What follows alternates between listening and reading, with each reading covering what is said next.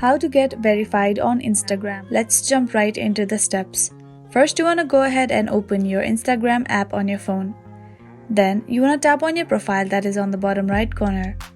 Tap on 3 horizontal lines on the top right corner. Then tap on Settings. Now here you want to tap on Accounts.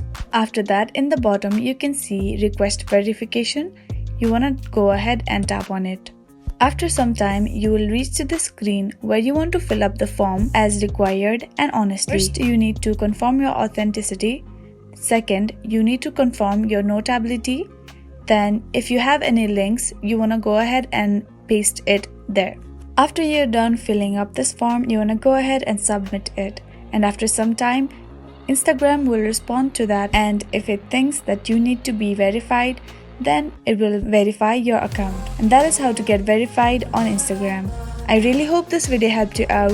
Thank you so much for watching till the very end.